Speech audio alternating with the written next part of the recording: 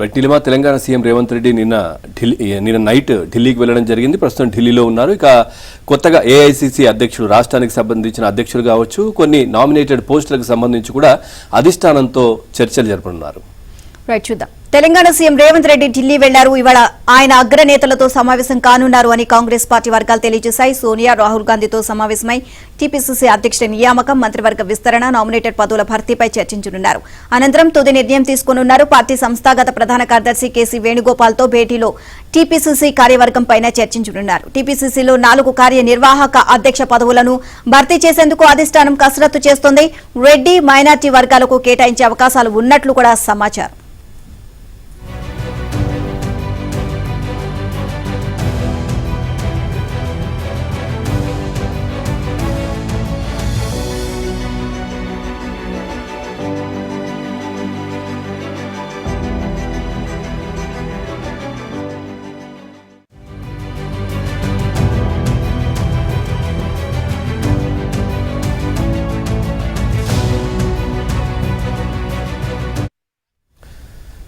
కాగా ఎన్నికల సమయంలో కాంగ్రెస్ పార్టీ ఇచ్చిన హామీ మేరకు 2 లక్షల రుణమాఫీ చేసినందుకు రైతులతో వరంగల్లో ఏర్పాటు చేయనున్న భారీ సభకు సోనియాను ఆహ్వానించనున్నట్లు కాంగ్రెస్ వర్గాలు చెబుతున్నాయి.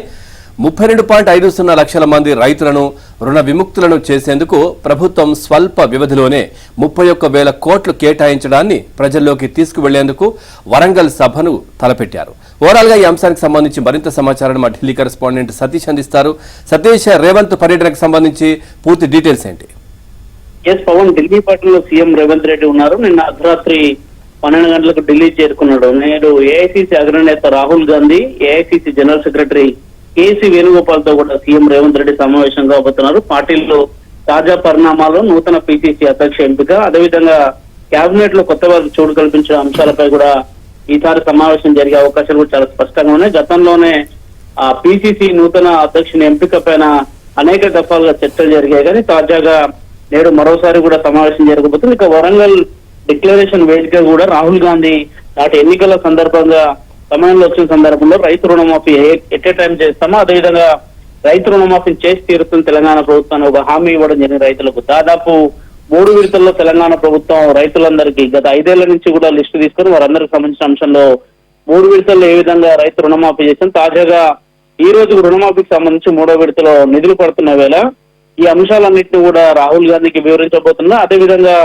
గతంలో అంటే ఆగస్టు మొదటి వారంలోనే రాహుల్ గాంధీతోని ఒక భారీ బహిరంగ సభకు కాంగ్రెస్ ప్లాన్ చేసింది. కానీ ఇటీవల పార్లమెంట్ సమావేశాలు ఉండడం, కాంగ్రెస్ పార్టీకి దేశవ్యాప్త ఎజెండా ఉండే అనేక అంశాల నేపథ్యంలో సభ వాయిదా పడుతూ వచ్చింది. ఇది తాజాగా ఈ రోజు కూడా సభకు సంబంధించిన అంశంలో రాహుల్ గాంధీతో చర్చించే అవకాశాలు కూడా చాలా స్పష్టంగా కనబడుతున్నాయి. ప్రధానంగా రాహుల్ గాంధీ, అదేవిధంగా కాంగ్రెస్ అగ్రనేత అయిన సోనియా గాంధీ సైతం కూడా ఈ సభకు రావాల్సిన కూడా విజ్ఞప్తి చేయబోతున్నారు. ఇక ఢిల్లీ పట్టణంలో కీలక అంశం కూడా చోటు చేసుకోబోతుంది. ప్రధానంగా తెలంగాణలో పెట్టుబడుల లక్ష్యంగా Foxconn chairman CEO Young Liu తో సీఎం రేవంత్ రెడ్డి నేడు భేటీ అవుతారని కూడా సమాచారం అందుతుంది. అయితే సమావేశంలో ఐటీ పరిశ్రమల శాఖ మంత్రితో పాటు పరిశ్రమల శాఖ కార్యదర్శి జయేష్ రంజన్, ఉన్నతాధికారులు కూడా ఈ రోజు ఢిల్లీలో సమావేశానికి హాజరవుతారని తెలిసింది. పెట్టుబడుల లక్ష్యంగా గతంలో ఫాక్స్కాన్ ఏర్పాటు చేసిన దానికన్నా కానీ భారీ పెట్టుబడులు ఈసారి తెలంగాణకు రాబోతున్నాయి అనేది కూడా కొంత సమాచారం అవుతుంది. అందులో భాగంగానే ఈ రోజు 2 కార్యక్రమాలు చూసుకునేందుకు కూడా ఢిల్లీ వచ్చినట్టు తెలుస్తుంది.